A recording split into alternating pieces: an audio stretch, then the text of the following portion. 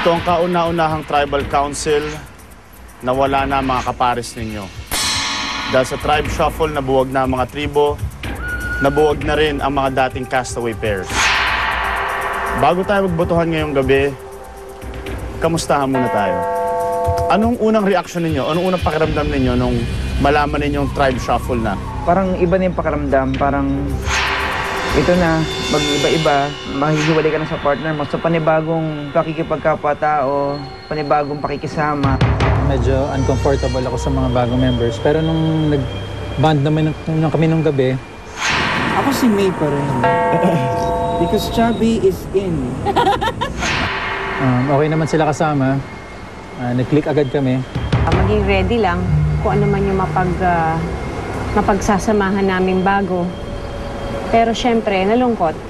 Sobrang lungkot dahil naiwalay ako sa partner ko, na si Chucky.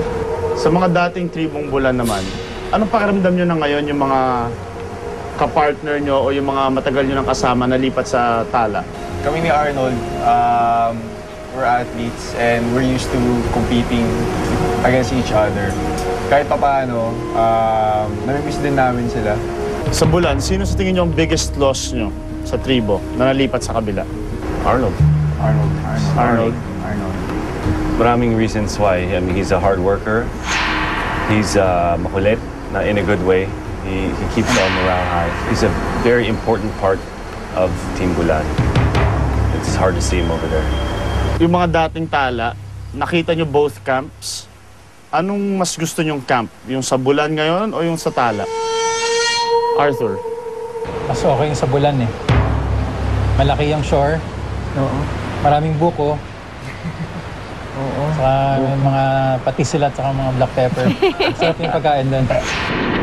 With this kind of rice and everything, to make it more amazingly delicious, put some black pepper there. Oh, look at that. Oh, you can see the black pepper and everything.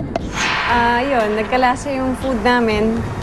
Tsaka may manok pa kami. Usapan naman natin kung bakit kayo napunta dito sa Tribal Council. Yung immunity challenge kanina. John, ikaw ang naging puzzle solver. Pumasok ba sa isipan mo na maaring ma-blame ka ng tribo mo kung sakaling hindi mo mabuo kaagad yung puzzle o maunahan ka?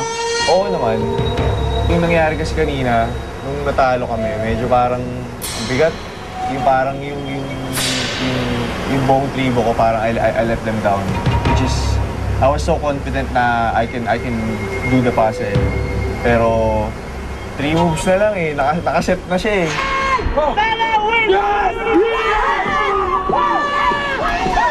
Wala, nauna si Carlo eh. Coming into the challenge, did you feel confident over Tala, Isabel? Yes, and I did.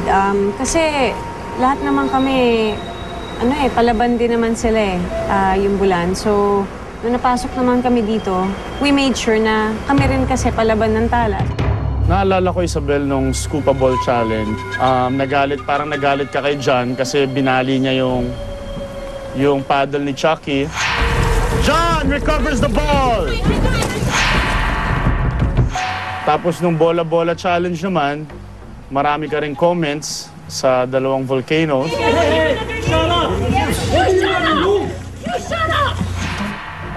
Ngayon, anong pakiramdam mo na you have to trust him and you have to be with him in the challenge and now, natalo pa kayo sa challenge? I don't take it personally. Like, the first time we saw each other again, yun na kagad yung in-open up ko sa group eh. Sabi ko, uy, walang personalan eh. Pero sa totoo lang, kung nasaktan mo si Chucky, lagot ka sa akin. May trust issues ba?